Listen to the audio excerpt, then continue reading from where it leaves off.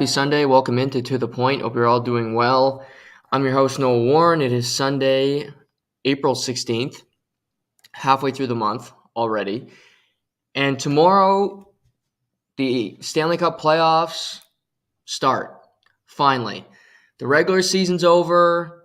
We kind of care about this game, but we're sitting out guys, and we've known matchups forever, and we kind of have to care, but then don't care. That posturing, that what's going to happen, we know what's happening, it's over. The playoffs begin. We have our 8 series this week, 4 tomorrow, 4 on Tuesday, and we'll have playoff action through tomorrow until June, which is fantastic. The best time of the year for hockey. The game intensifies. The games mean more. The great players break out. The not-so-great players shrink in the big moments. And I think it's going to be a fun postseason. I don't think, even though the Boston Bruins are the best regular season team in NHL history, they had an incredible year, some incredible performances from individual players, as I talked about on Friday's pod with, Pasternak, the year he had, Linus Ullmark. I don't think there's a prohibitive favorite going into this postseason. I truly don't. Yes, the Bruins are fantastic, and they look overwhelming.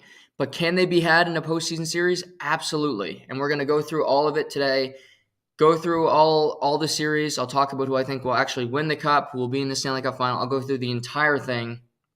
So lots to dive into today.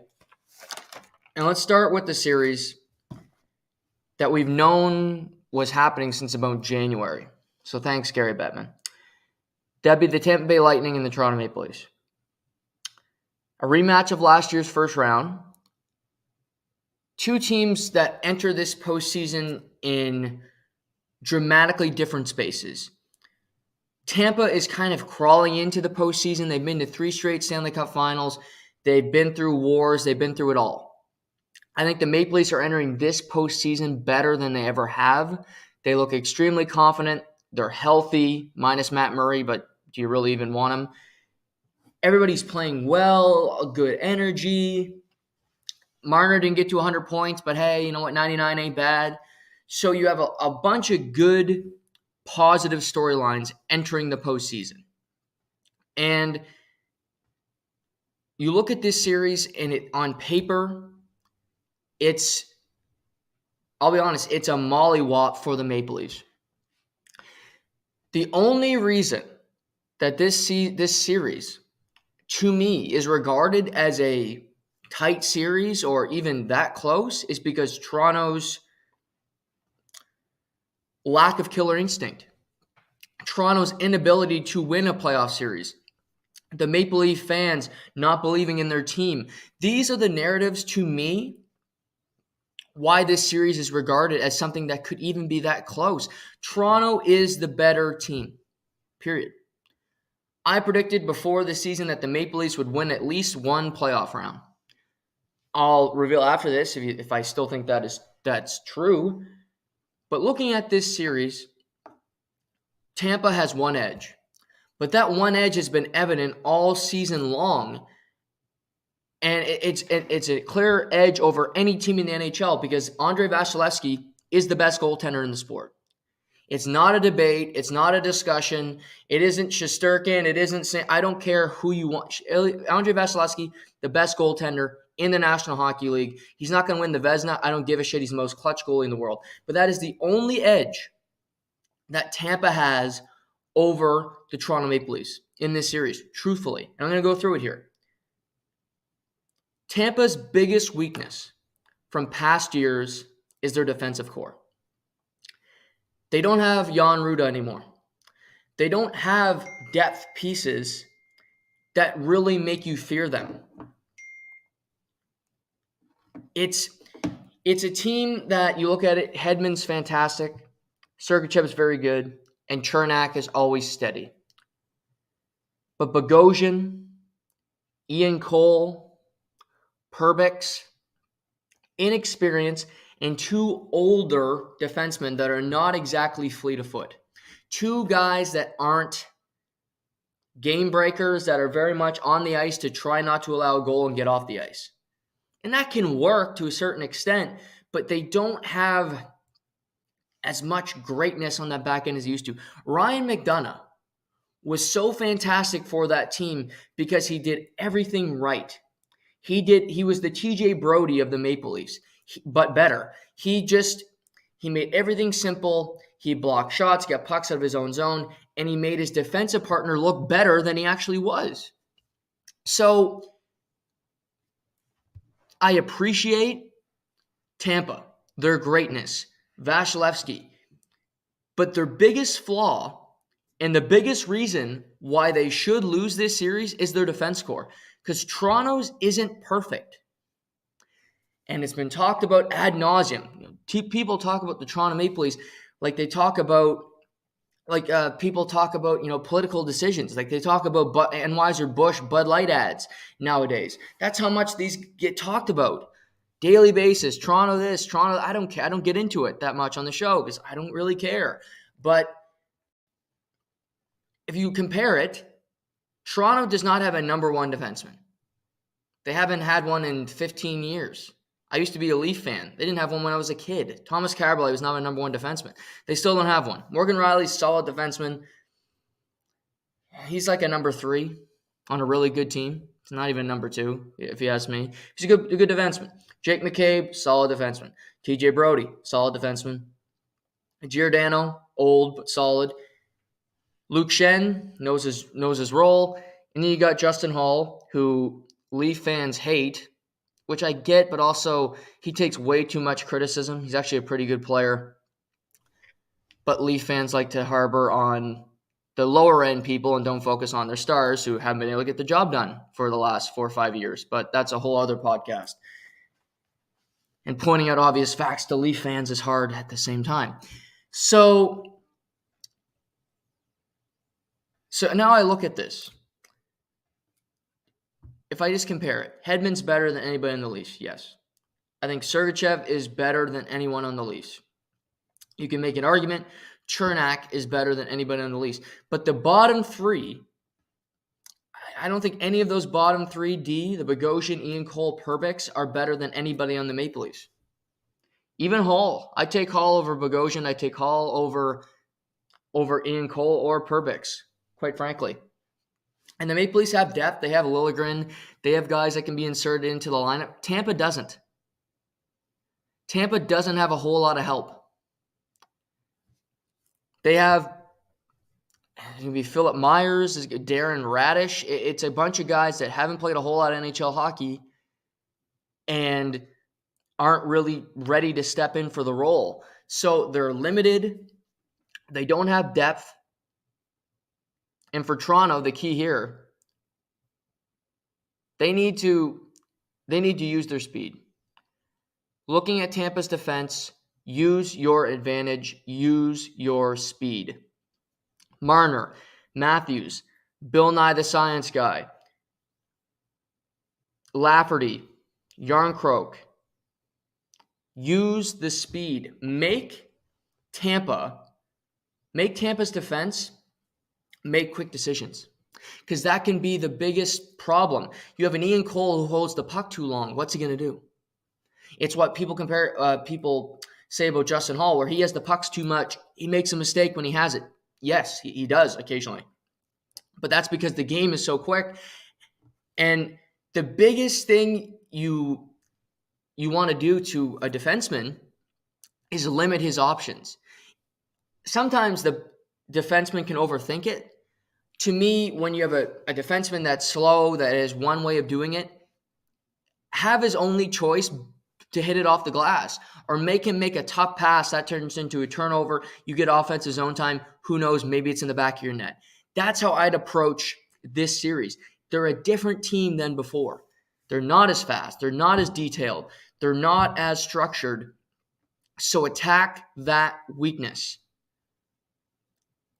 On the other side, looking at the forward groups, Tampa still has a lot of really good players up front. Stamkos, fully back, another really solid season. Braden Point, my guy. I love him like a son. He's the most clutch player in the postseason the last 3 to 4 years. Look it up. If you want to pick somebody else, try. Kucherov, Killorn, Cirelli. But again, with this team, you have greatness at the top. But after you go Corey Perry, year older, still does his things right, but he's a year older. Maroon, Belmar, is Tanner Jeannot going to be healthy? This team is getting older by the day. They're not as deep as they used to be also up front, and that's another problem with the salary cap, where you win, you're successful, you get penalized for it. Again, a whole other podcast. But this is the world that we live in. Toronto losing, oddly enough, has a benefit over Tampa, who's been winning, because Toronto has been able to add more to their team because they have more resources to do it. So, to me, Tampa, if they're going to win, their top-end D have to be fantastic. Vasilevsky has to be really good. And their forward group, their stars have to be stars. Outplay 16, 34, 91, and 88 on the Toronto Maple Leafs. Outplay them. Point, be great. Kucherov, be great. Killorn, chip in, who didn't have a goal the entire postseason last year. Cirelli, go up against Matthews. Shut him down. Head-to-head, shut him down. I think it can be done. I'm not saying completely, but Cirelli is one of the best defensive centers in the NHL, period. So pick a center and do your best to shut him down. But you look at the Leafs, Lafferty, Achari, Kampf, Yarncroc, Matthew Nyes potentially. I just think there's more there. There's more depth. There's more possibilities for the Toronto Maple Leafs than the Tampa Bay Lightning.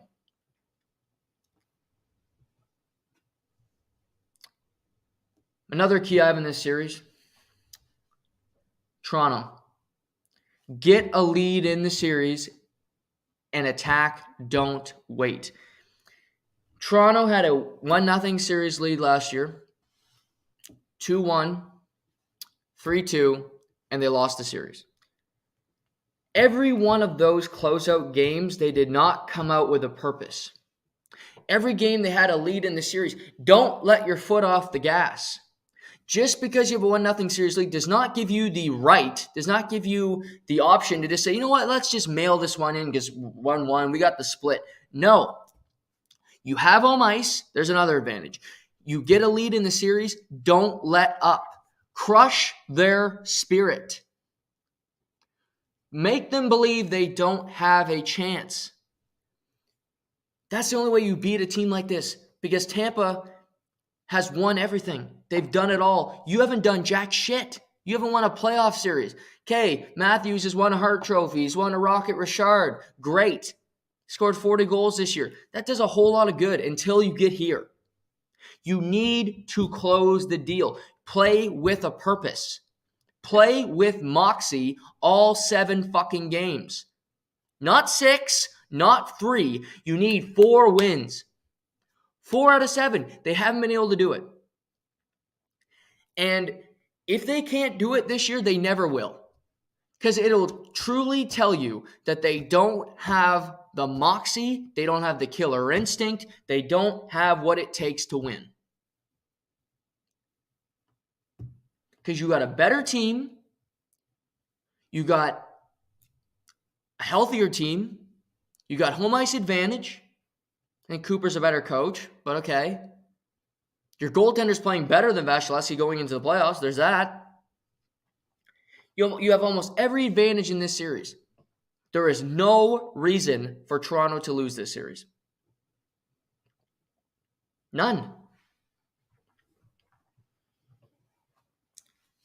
And I think they will win this series. Tampa's going to have to do a lot to win it. They're going to need a lot of breaks. They're going to need to master the power play. When they get opportunities, they're going to have to score on it, which they can, because both teams have a good power play. But they need to score on the power play. Those Maroon, Perry, they need to piss off the opposition. make them angry, make them make decisions, try to draw Toronto into the fight because they're still not as physical a team as Tampa Bay. They're more, but not as much.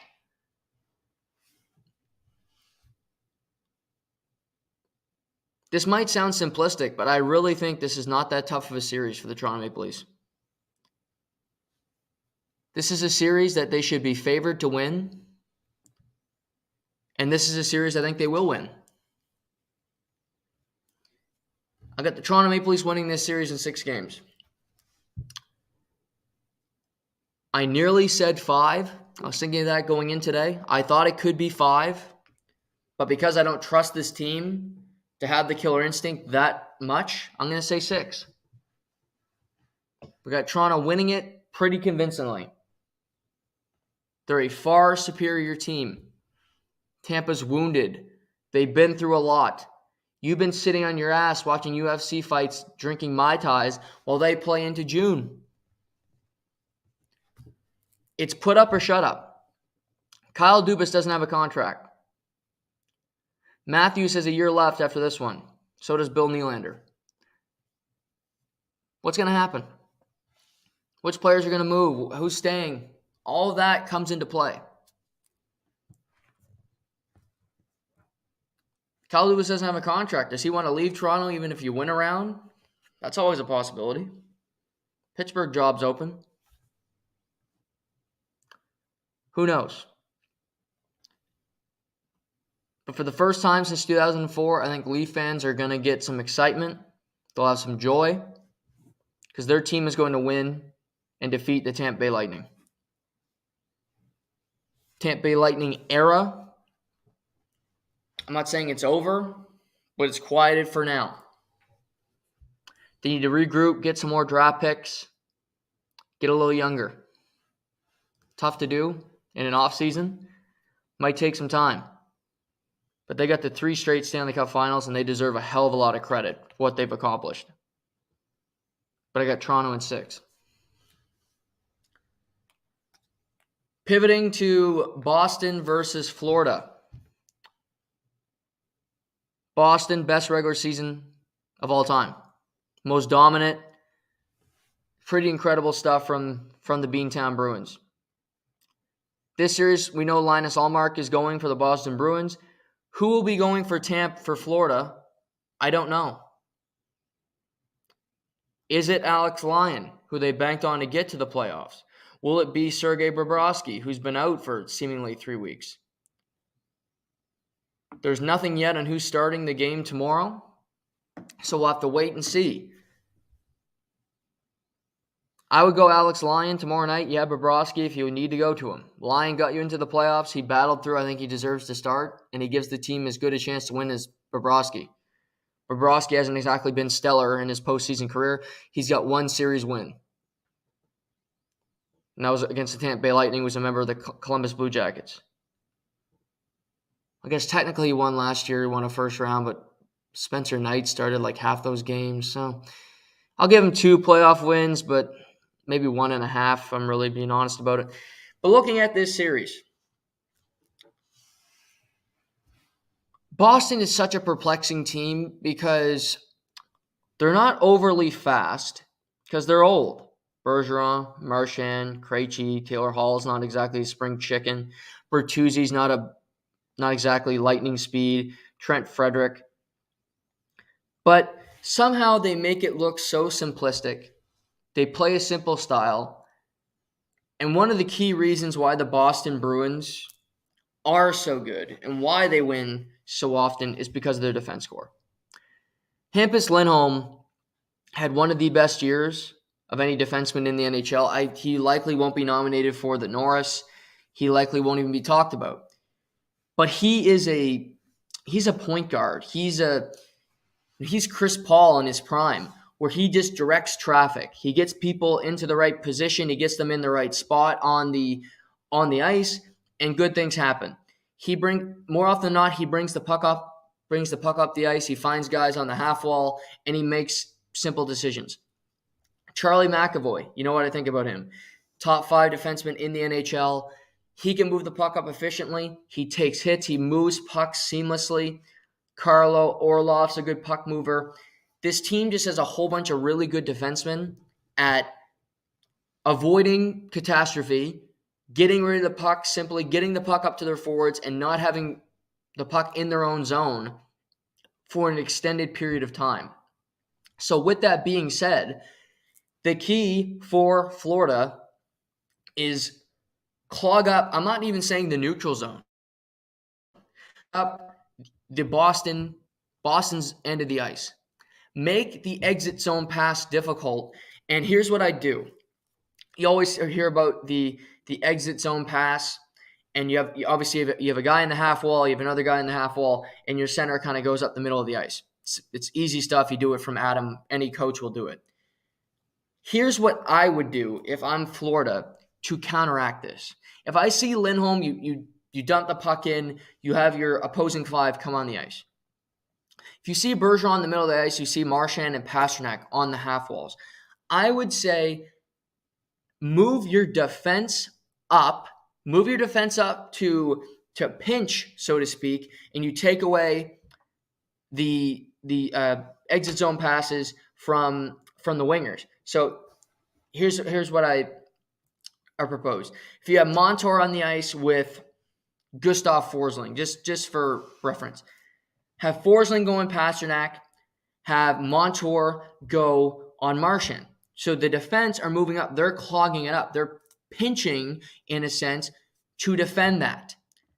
In the middle of the ice, keep your center. Keep your center on him. So let's say it's Barkov on Bergeron. But your 2 wingers go attack the defense. So Tkachuk and Verhaeghe each take a defenseman and go attack. Make it so difficult for them to make an exit pass out of your zone. This can be dangerous because you might say, well, your defense are so high into the zone. What if something breaks down? Yeah, certainly. It's not a foolproof plan, but what this does do is it gives you a chance because Florida is not better than Boston. Florida has Matthew Tkachuk, an elite talent. They have Verhaeghe, who's great, Barkov, Reinhart, some decent defense, but you're not even close. And your biggest weakness on Florida is your defense. Mark Stahl, there's long in the tooth, and then there's Mark Stahl. Mahura, Ekblad has games I want to shake my head at. Gudas is Gudas. You know what you're going to get from him in his limited ability. Montour and Ekblad are going to have to play 25 minutes a game. That's a lot of minutes. So if you can spend those 25 minutes in the O-zone, those are easier minutes. They're not as taxing. You don't waste as much energy. And it forces Hampus Lindholm, Charlie McAvoy, Carlo, these better defense, the better team, to defend. It forces them to defend. It's a new way of looking at trying to attack the breakouts and just the team defense overall. But it would be something I'd try. Why not try it? Why not try it if you're the Florida Panthers? Because I truly believe if the way this regular season has gone, where Boston is not predicated on speed, they're predicated on efficiency. They're predicated on playing their game in a simplistic style, opening up time and space, which Patrice Bergeron does better than anybody.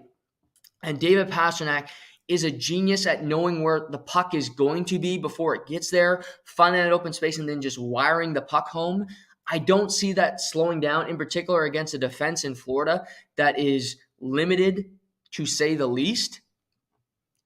Boston's not going to be afraid if you want to play a physical game. They'll do that. They'll punch you in the face. Boston will play up and down with you if they have to. But if you make it difficult, make Ullmark make saves. He has no playoff history. None. So make him make the big saves.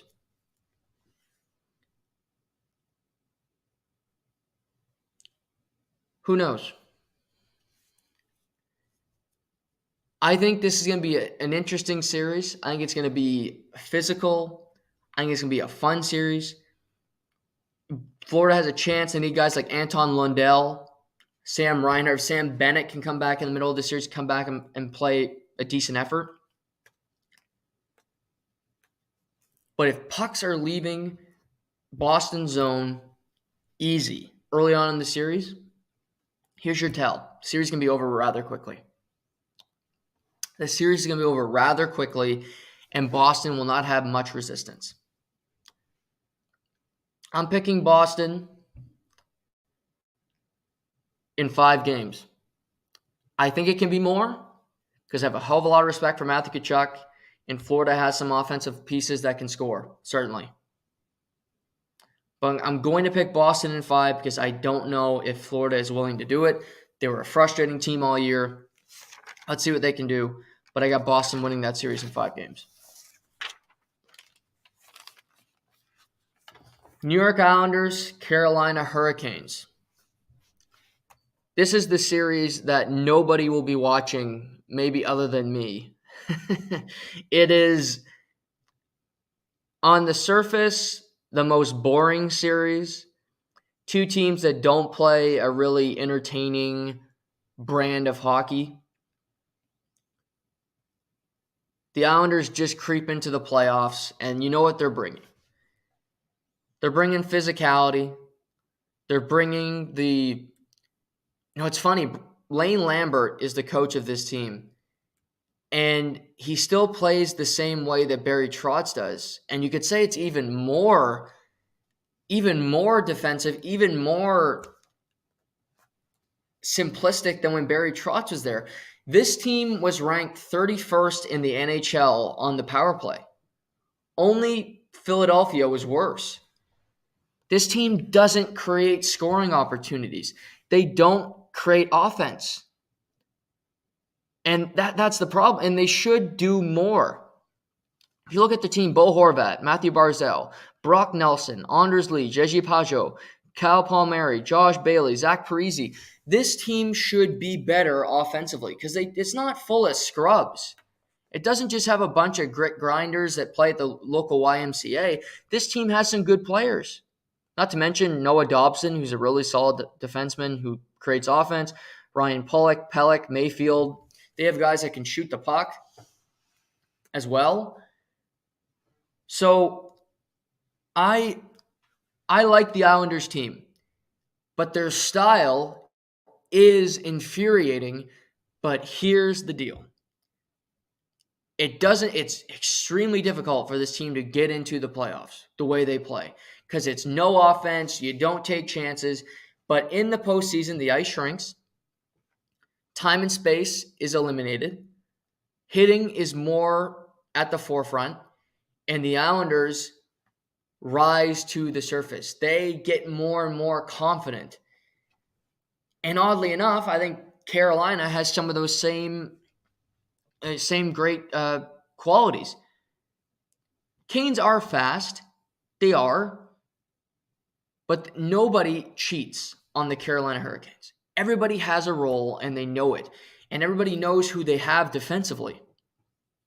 Aho might score 40 goals a season, but he might be able to score 45, but he doesn't because he's got to be in that defensive position.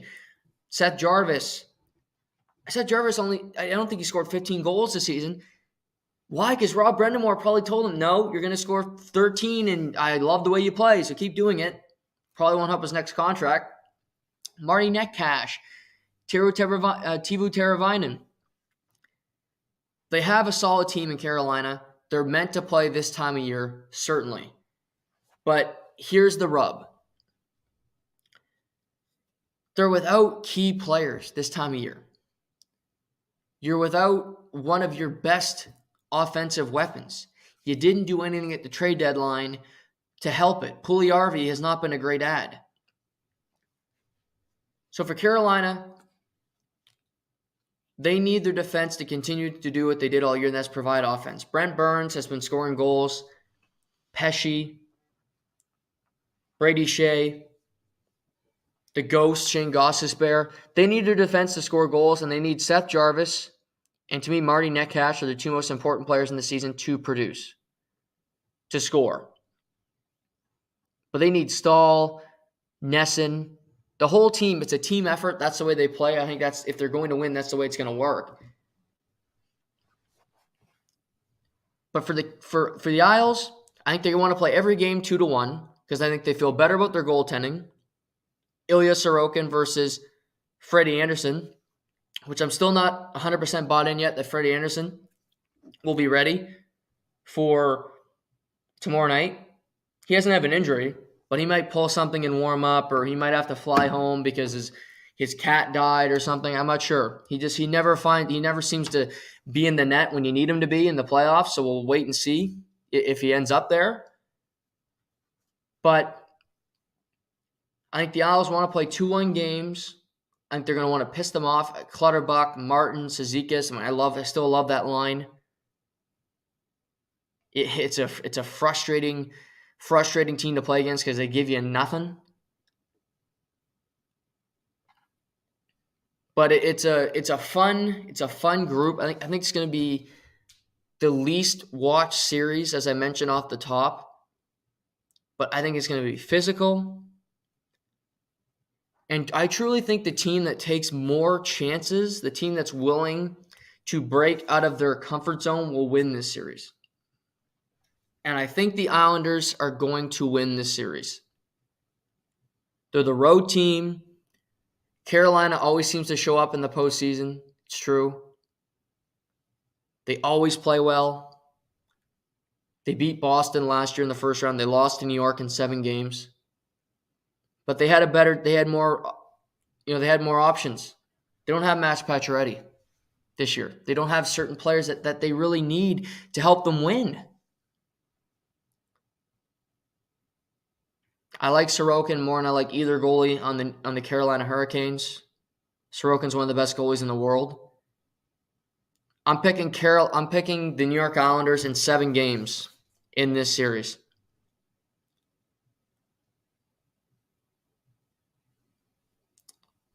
Matt Barzal looks like he's going to return as well. It's a big update for the Islanders.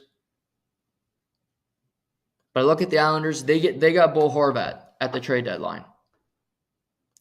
The Carolina Hurricanes got Jesse Puljujarvi. It can be as simplistic as that. Bo Horvat's a game breaker. He's a really good player. Jesse Puljujarvi is a bit piece. Adding a player of that magnitude might get you around. I got the Islanders winning this series in 7 games. Rangers, Devils. First time these two teams are meeting since 2012 in the conference final. The Devils won that series in 6 games. Obviously went on, they lost to the LA Kings. But it's been a minute since these two teams met. Easy series for travel for both of these two teams. Likely just take a bus or the train so you don't got to travel. That's a nice thing. Looking at this series now, this is going to be fun. I love this series. I picked the New York Rangers to win the Stanley Cup before the season started. And they've made moves, but I feel less confident about them than I did to start the year. I like a lot about what their team is. They obviously got Patrick Kane at the trade deadline. They got Vladimir Tarasenko, Mikolas, from the St. Louis Blues. He gets added to the mix. They have Igor Shesterkin, who is one of the best goalies in the world. This team is deep. They were getting better and better as the season went along. And I think they're playing possum a little bit. They were kind of locked into the 3 seed for a while the last couple weeks of the season. I don't think they particularly cared. They kind of handled it like the Tampa Bay Lightning did because they know this is where the real season begins. This is where the pressure mounts, and they need to show up. So I can respect that.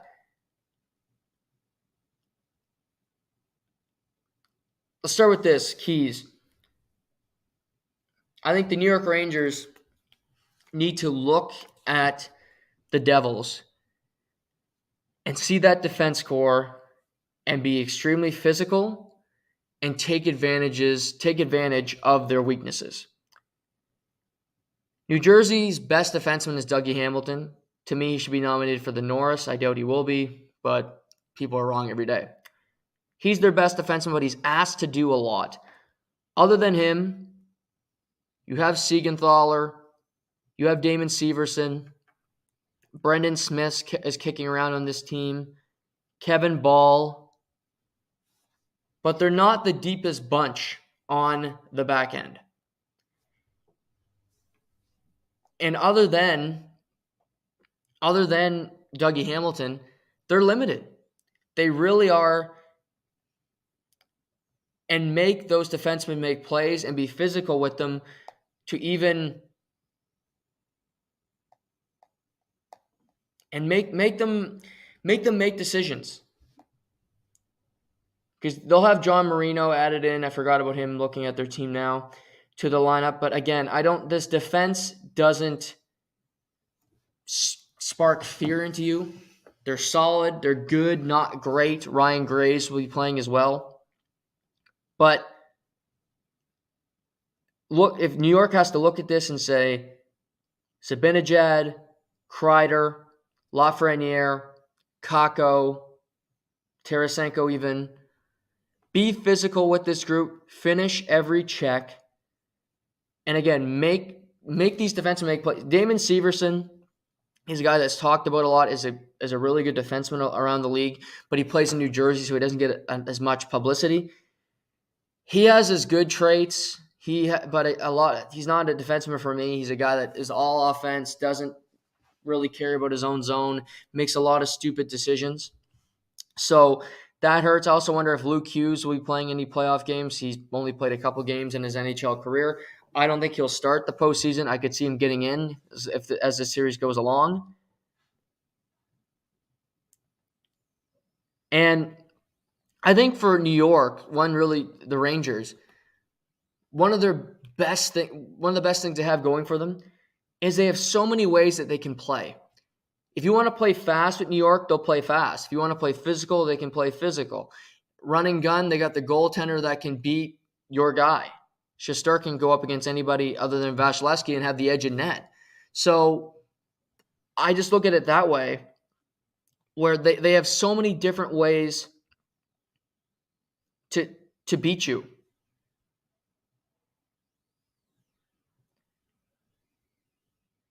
For New Jersey, they had a great season.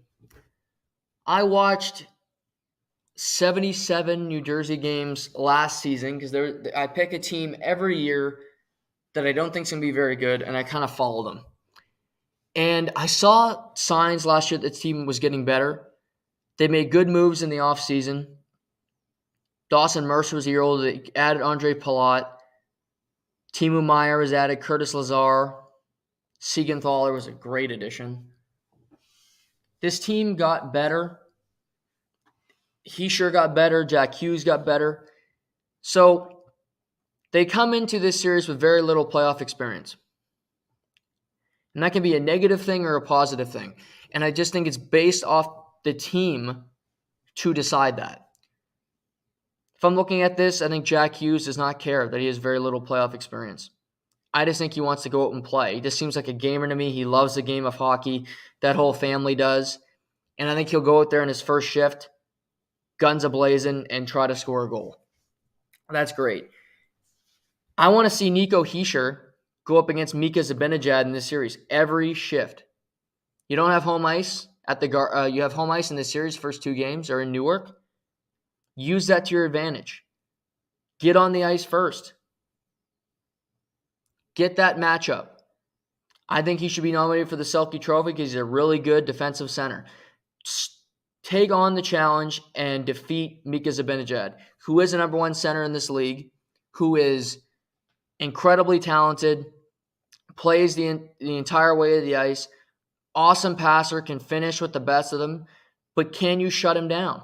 Can you take on that challenge, still be productive enough offensively, but eliminate a huge part of what New York does that makes them great?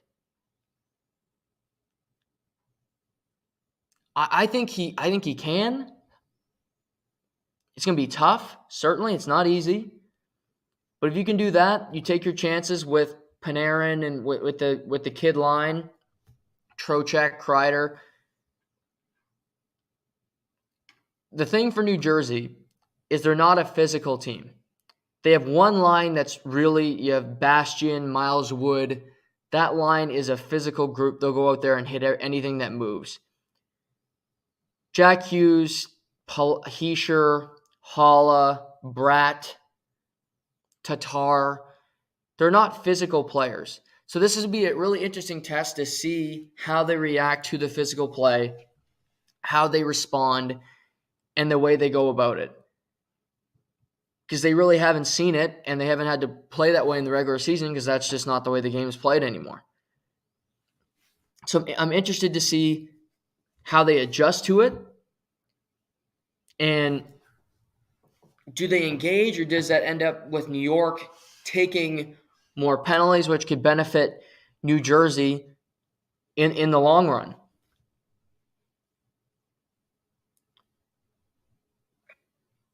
Vitek Vanacek will take the net for the New Jersey Devils. Under the radar, one of the great ads of the offseason. Washington let both of their goalies go, Vanacek and Samsonov. They're both made the playoffs. The Capitals end up not making the playoffs, so go figure there. I think this series is going to be fun. I think the Devils will give everything they have. But I'm going to go with the Rangers. I just think they have a little more depth. Their defense, when healthy, their top four is great with Fox, Lindgren, Jacob Trouba, and Keandre Miller. I like their defense more. I think they got a more well-rounded team. So I'm going with the New York Rangers to beat the New Jersey Devils in 6 games. But I think it'll be a fun series. And New Jersey's on the come up, and they're not going away anytime soon.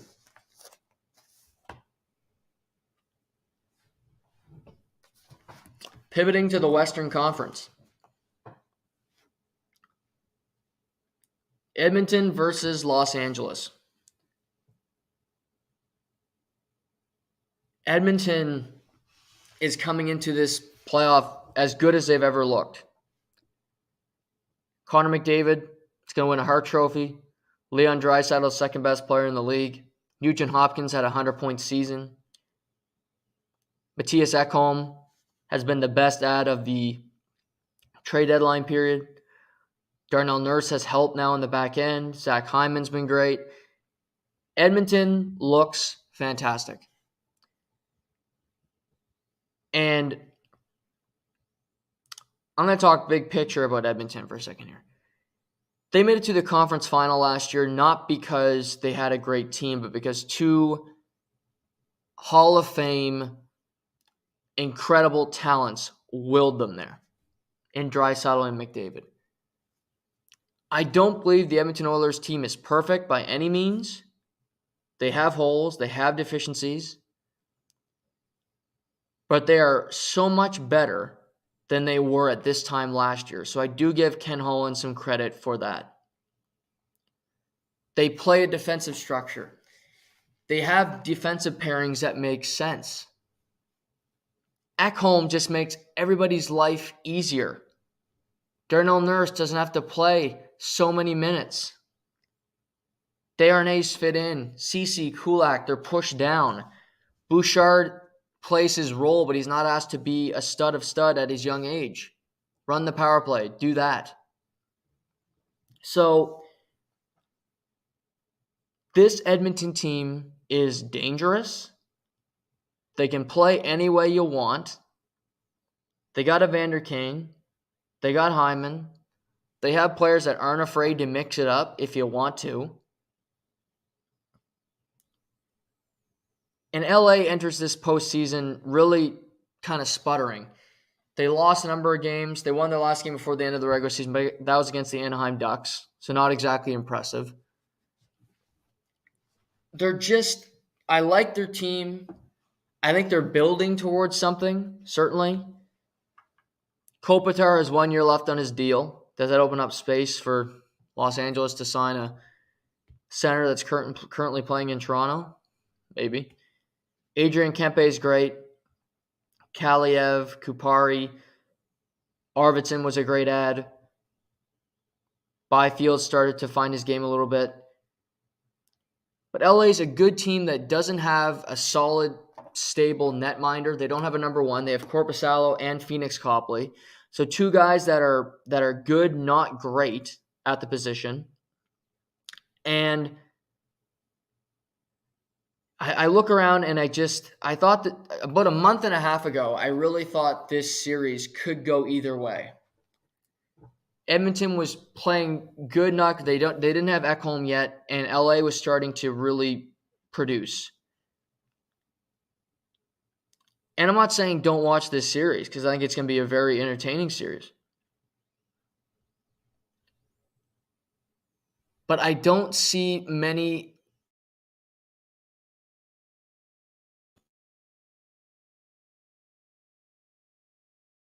Do you think that Edmonton is a better the Ekholm, Nurse, Bouchard, top three. Drew Doughty's still a stud. I like Mike Anderson a lot.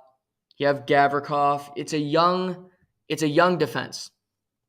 That's one thing for Los Angeles is that you're young. You still need reps. You still need opportunity. You need experience. And they're getting into the playoffs every year, which is fantastic.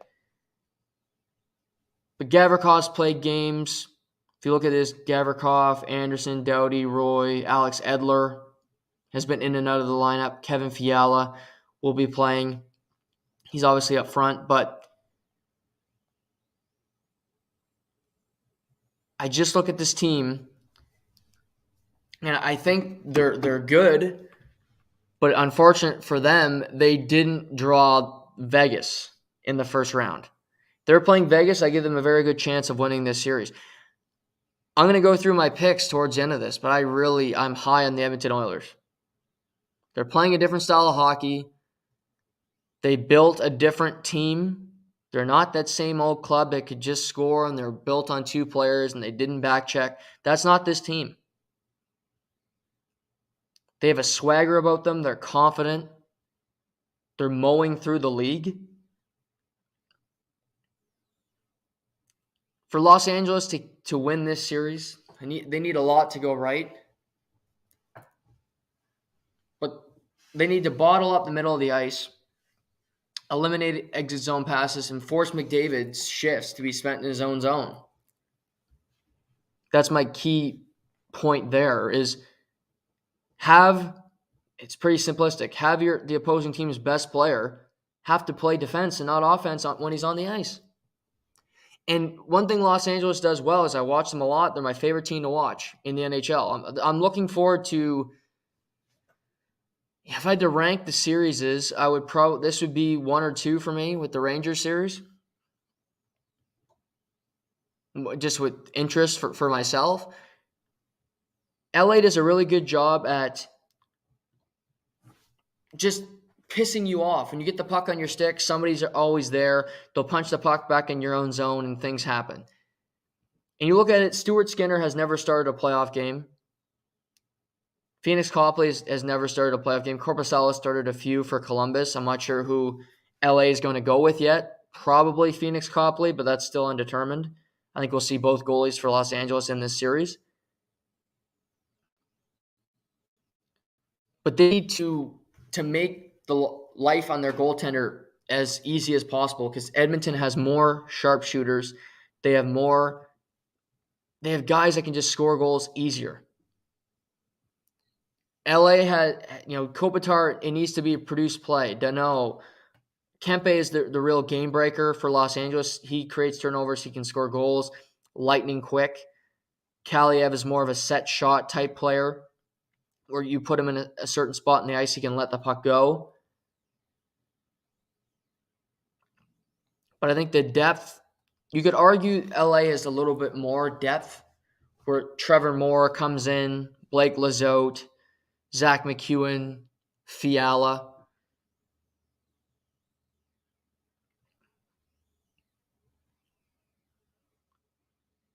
And I also think Doughty just has to be a star in this series. Because even if Edler is healthy and he ends up playing, Sean Durzee's a kid. He's really young. Mikey Anderson has played in the NHL for a while, but again, he's not a game. Gavrikov, he knows his role. He's a fourth, fifth defenseman. So Drew Doughty, even at this age, is going to have to play 26 to 27 minutes. Just the way the cookie crumbles. It's a lot of minutes. It's a lot to ask of a player that's already done so much in his NHL career, but that's just the way it is. I think LA's building something that can work. I really do. I do think they need to add to their defense in the years to come and get more depth. But could they open up spots up front? Could they add a key centerman that could change the outlook of this team? Yeah. Free agent comes up that ends up going to Los Angeles. I don't think anybody would turn down living in Los Angeles. I know I certainly wouldn't with the weather and the opportunity it provides. Still think it's a fun series, but I got Edmonton winning in 6 games. Connor McDavid, too good. Draisaitl, and just a team that is better than the Los Angeles Kings. So give me Edmonton in 6.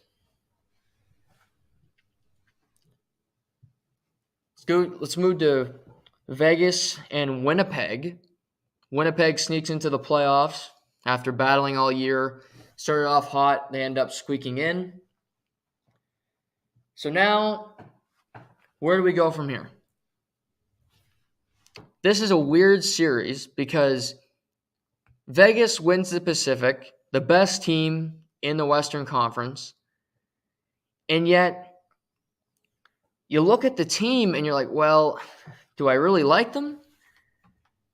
I don't know who their starting goalie is going to be.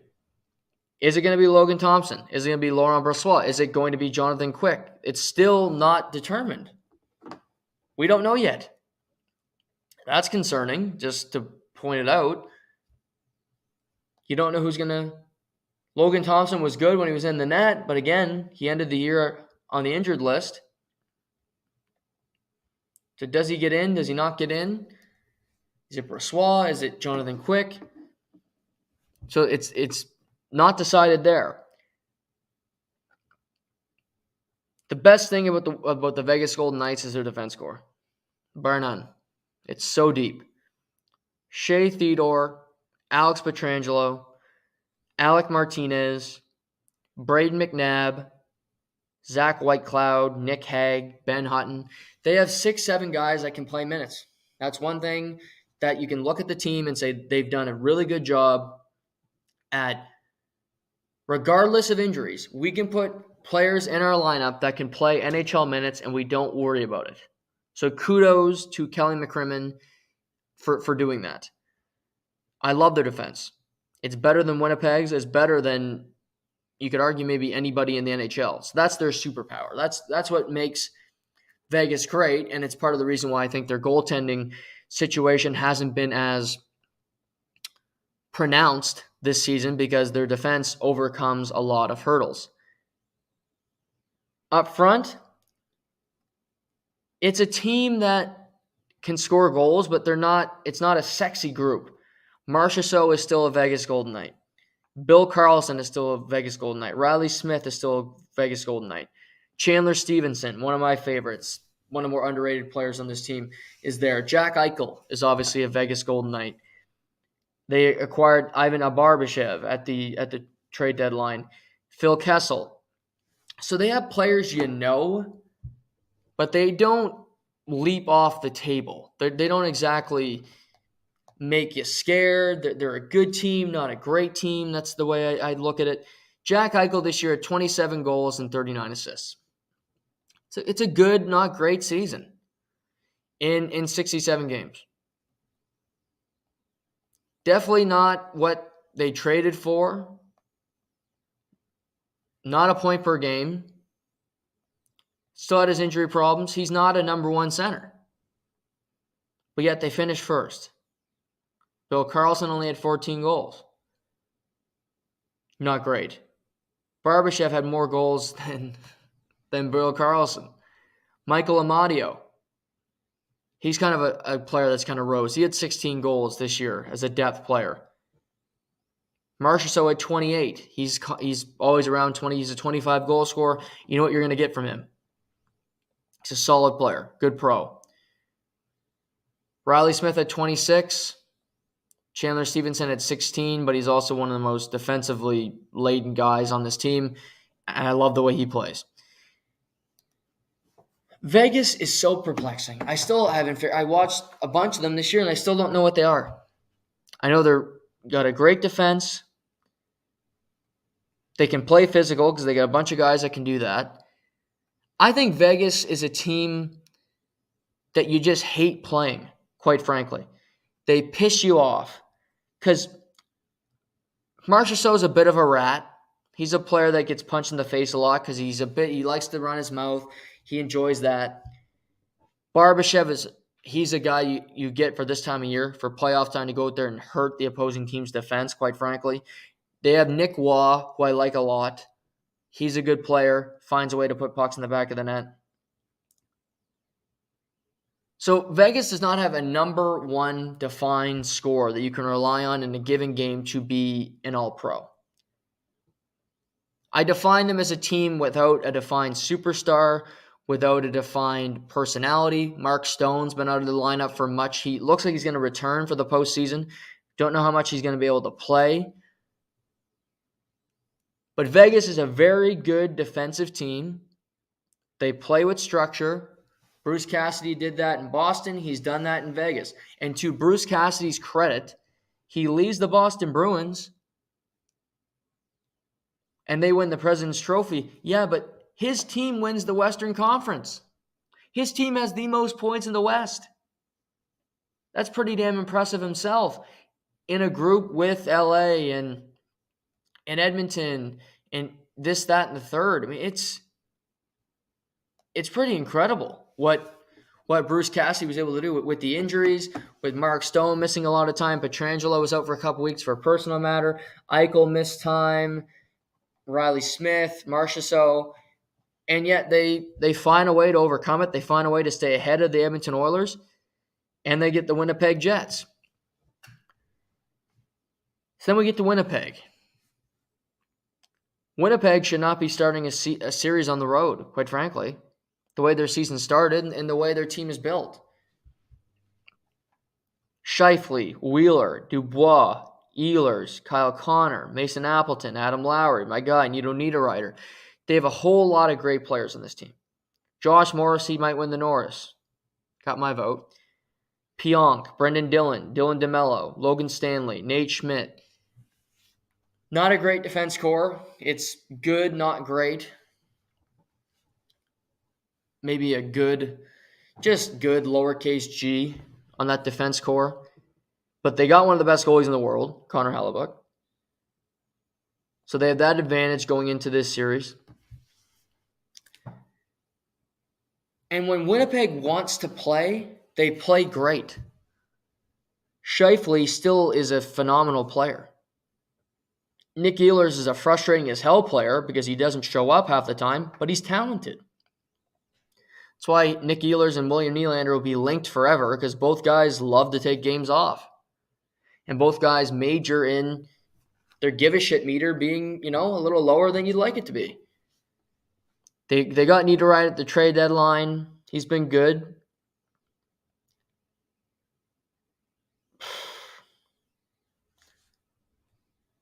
Vegas will have to defend really well in this series.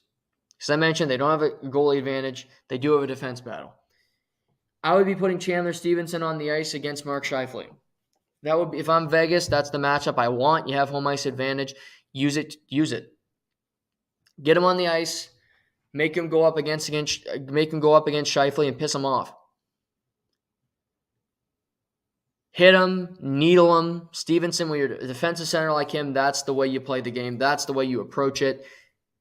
Chandler Stevenson against Mark Scheifele every shift that you possibly can. Vegas' defense, Pietrangelo, Martinez, Theodore, Whitecloud, if he can get into the lineup healthy. Jump up into the play. Join the rush. Be offensive, because you're going to need it in this series. Because as I mentioned, you don't have many advantages. You have a better defense core. and I think you have more game breakers. Shea Theodore only played 55 games this year. He only had 8 goals. But he's still one of the best defensemen in the game, if you ask me, when healthy. He can do more offensively. Pietrangelo, he hangs back, but he still has that element to his game. To me, anyway. Alec Martinez has scored some of the biggest goals in Stanley Cup playoff history. Series clinching goals for the Los Angeles Kings. He's done a whole lot. He's had some big clutch moments. He's back healthy. Let's see what he can do. It's a weird spot for Winnipeg because Scheifele could be gone this offseason. Dubois could be gone this offseason. Do they trade? Does Rick Bowness leave after one season this offseason? Maybe if everybody leaves. It's another kind of put up or shut up time for the Winnipeg Jets if they want to make a run and see what they can do. Vegas has a lot of guys signed long term. They just brought in Bruce Cassidy, but they obviously want to be successful. They want to win because that's all they've been pitching in Vegas is winning, is putting yourself in a position to win a Stanley Cup rather quickly. That's all they've done. They trade away players to be in a better spot. Another really close series, an interesting one. I don't think there's an easy pick, but I'm going to pick the Winnipeg Jets to beat the Vegas Golden Knights in Game 7 on the road. I think this goes 7. I think it's nip and tuck. It's going to be a lot of one-goal games.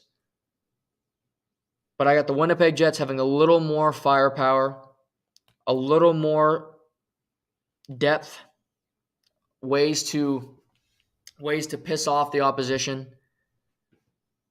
So I'm going with the Winnipeg Jets to advance to the second round, upsetting the Vegas Golden Knights.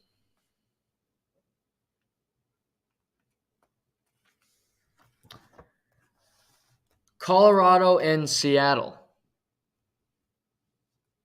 Colorado Avalanche back in the postseason. Stanley Cup champions. And they entered this postseason in a weird, murky way. Gabriel Landeskog is not playing in the postseason. Knee surgery, needs more time to recover. Doesn't sound that promising. They made it sound like he may never play again, which is obviously concerning. He's had a great career, but he's out for the entire postseason. Josh Manson, we don't know if he's playing yet. He's a question mark. Cale Makar hasn't played much hockey. Is he going to be ready? Another question mark. So what Colorado does have is two of the best players in the league up front with Nathan MacKinnon and Mikko Rantanen. Rantanen was on my OLI, my outside looking in, for the Hart Trophy. MacKinnon was right there as well. MacKinnon finished off the season with a hat trick to put themselves in this position to get Seattle in the first round so that they don't have to play Minnesota like Dallas will, which we'll talk about next. But MacKinnon and Rantanen played this regular season like they had not won they hadn't won a championship, like they hadn't proven anything yet. They came like bats out of hell, and they wanted to continue to prove, they wanted to continue to dominate. And Colorado lost Nazem Kadri. You lose players, you lose Darcy Kemper to the Washington Capitals, and yet you go through the season, you start slow, you're in third place, you're in a wild card for a while, and they end the year first in the Central because that's just what Colorado does. They added Evan Rodriguez. JT Compher had a great year for Colorado. Arturi Lehkonen is still there. Valtteri Nichushkin. Cogliano, you added Lars Eller at the trade deadline.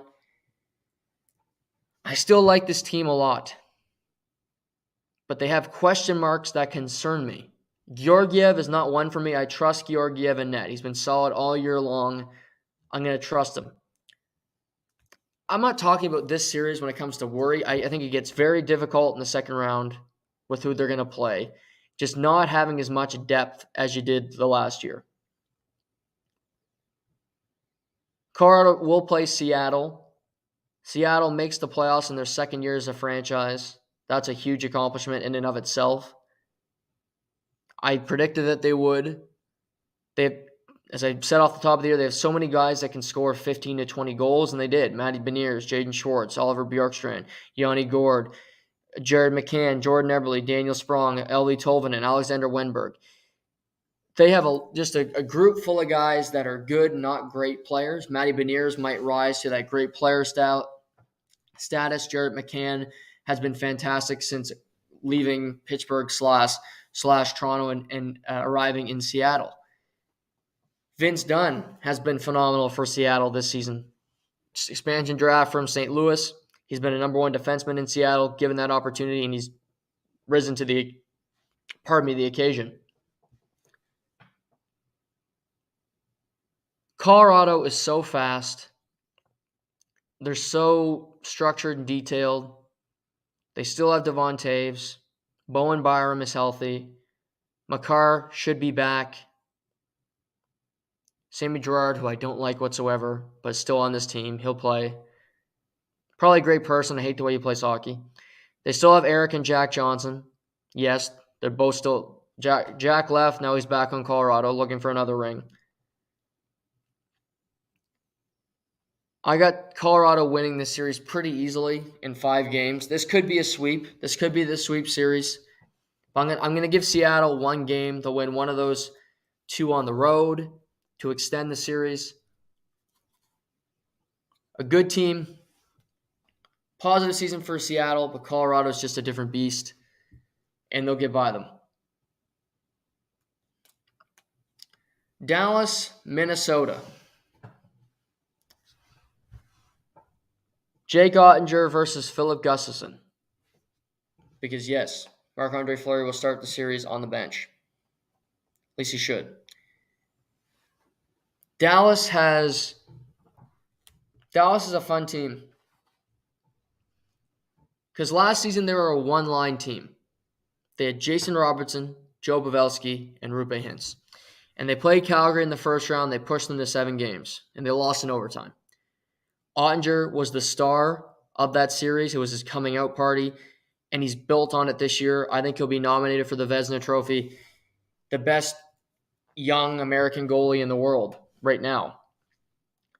But Dallas, a year later, has made some additions to their team, but you've seen players who were on their team last year improve. Jamie Benn, fountain of youth, 34 goals this season. Found another level. Wyatt Johnson, a rookie who they did not expect to emerge and play the kind of minutes he does, he scores over 20 goals this season. Radek Faksa. Tyler Seguin has been good, but he's been healthy. That's another big thing for him. It's his health. Miro Heiskanen. John Klingberg leaves the team. Heiskanen has stepped up. He's playing better than he ever has. Esa Lindell. Ryan Suter, I think, has been better this year. Dallas is a very good team. Top to bottom, they are very good. They're not just a one-line team anymore. They have guys that can produce. They have guys that can contribute. A very solid group in Dallas. They're going up against the Minnesota Wild, who can't spend as much money as the rest of the teams because they had to buy out Suter and Parise. And funny, Suter goes up against his old team. But Kaprizov is back healthy. Zuccarello is there. Matthew Boldy has been a second-half phenomenon.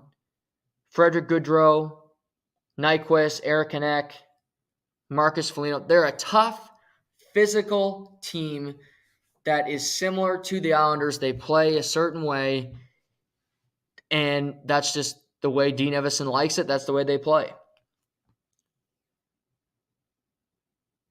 For Minnesota, they need to piss off their opponent.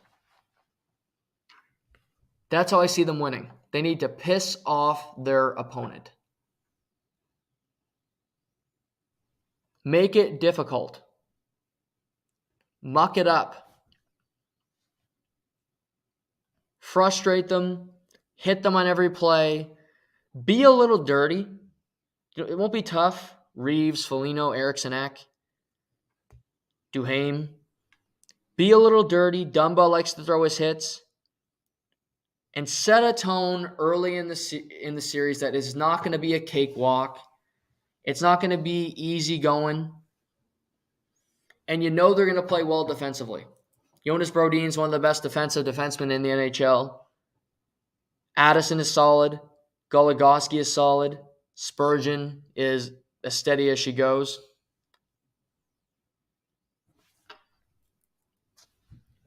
But that's the way Minnesota needs to play this series, is just make it frustrating, make it compact.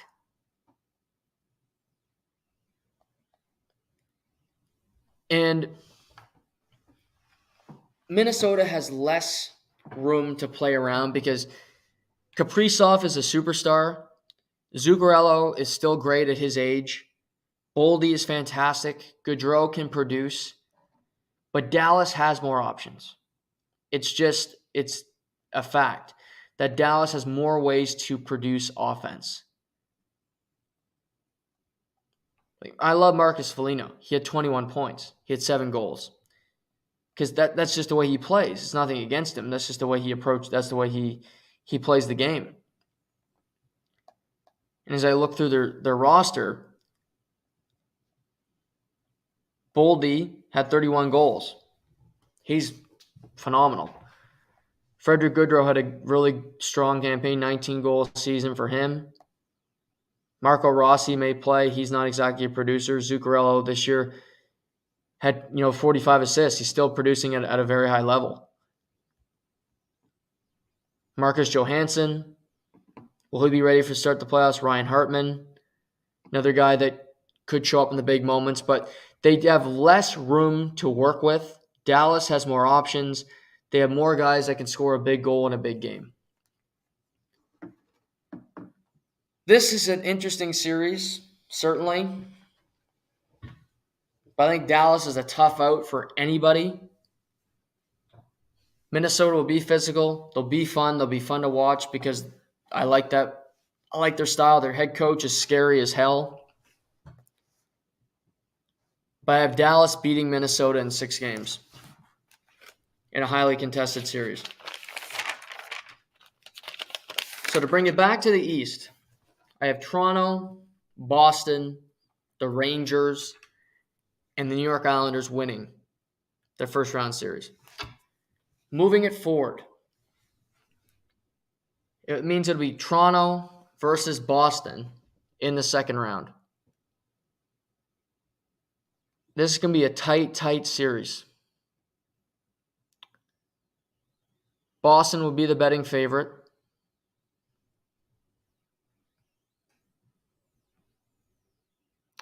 Toronto will give everything they have, certainly. It's a goalie battle that's still undetermined. Toronto will slay the beast of the first round series, and then they get Boston, who have been their Achilles heel for so many years, dating back to a decade ago in 2013, where the beginning of this patheticness began. So, in that series, it can go either way.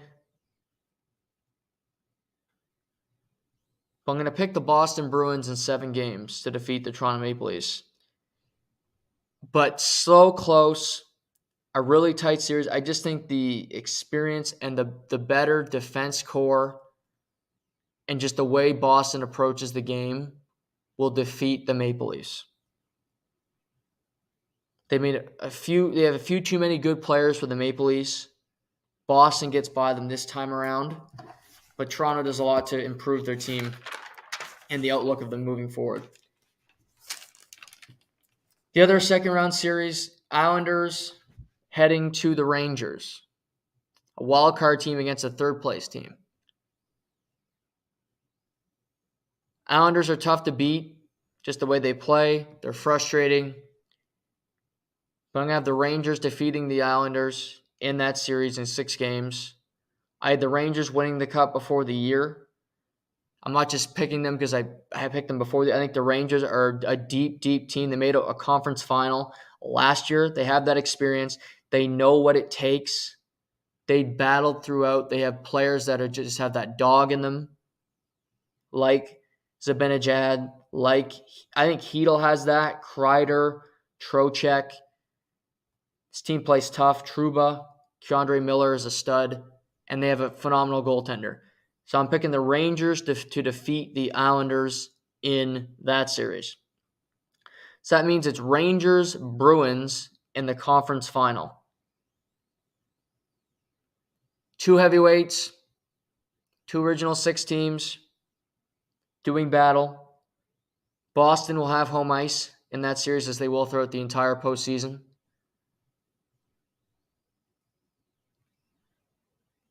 Rangers are a little younger. And here's something, I think that the Leafs series are going to take a lot out of the Bruins.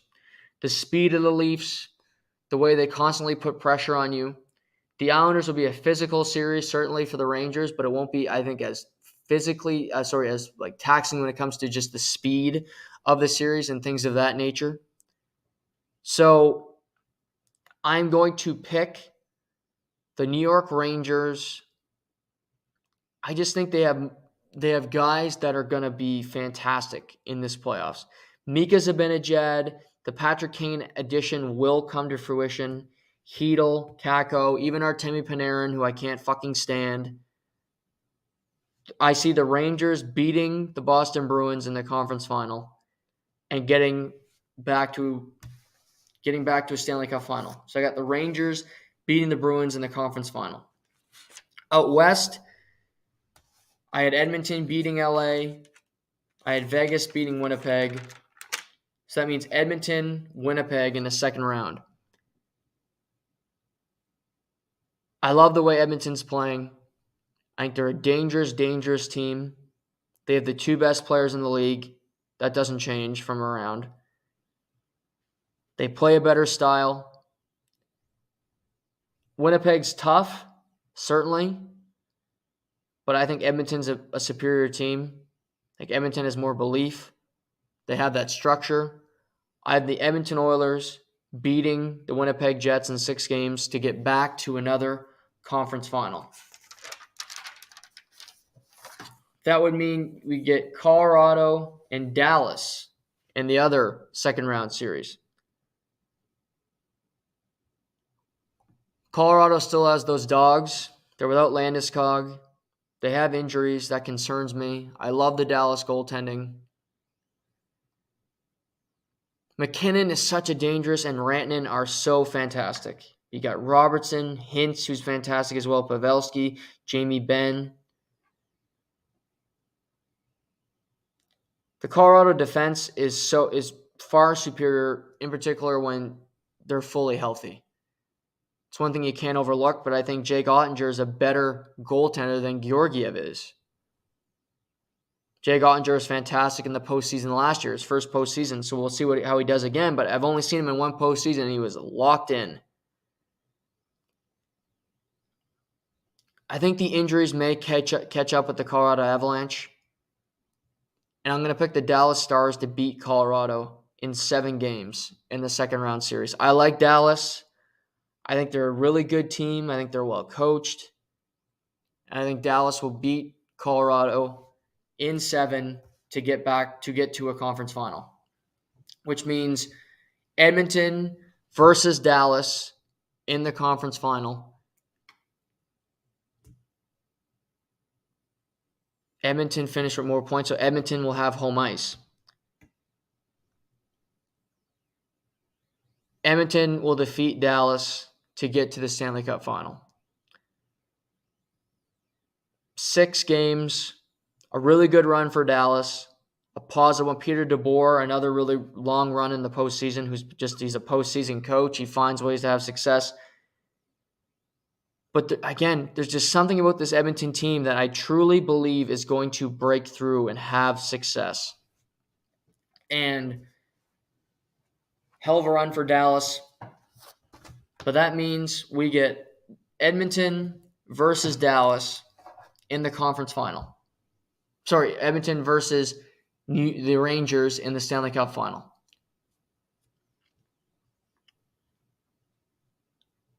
I picked the Rangers before the year. And I don't like to go back off of predictions. But sometimes when you watch a full season and you see the way teams play, you have to. I believe the Stanley Cup playoff Canadian drought is going to end this year. There hasn't been a Stanley Cup won from a Canadian team since 1993, the Montreal Canadiens. I think it ends this year, and I think the Edmonton Oilers are going to win the Stanley Cup. Their structure, their players, and the motivation behind Connor McDavid, Leon Draisaitl, they want this so damn bad. And they're oddly giving me vibes of Mark Messier in New York in 1994. I just look at the team and I think they so desperately want this title. They don't want to be known as losers anymore. They want to get over the hump. They want to win a championship. And I think they will. I have belief in this team. They're built different. Their structure's different. Their team look is just a different club than it used to be. So give me the Edmonton Oilers beating the New York Rangers in the Stanley Cup final come June. So that's the playoff preview. Likely all wrong. Probably not. I usually don't get NHL wrong. Pretty good when it comes to that. But I think it's going to be a fun postseason. I think it's pretty wide open. A lot of fun first round series. The first round's my favorite. Starting tomorrow night. I love the first round. If you want to get a hold of me, wait till July. Because when the playoffs start, with any playoff sport, I pick another day, and I'll probably get back to you then. But it should be a ton of fun. I'm looking forward to it. All starts tomorrow night. Be back on the podcast tomorrow. A lot to break down from the weekend, NBA postseason, fun UFC card last night, some NFL news, some other NHL news and notes when it comes to firings and things of that nature across the league. So we'll talk to you tomorrow. Thanks for tuning in today. Let's get ready for the postseason, everybody. It's to the point.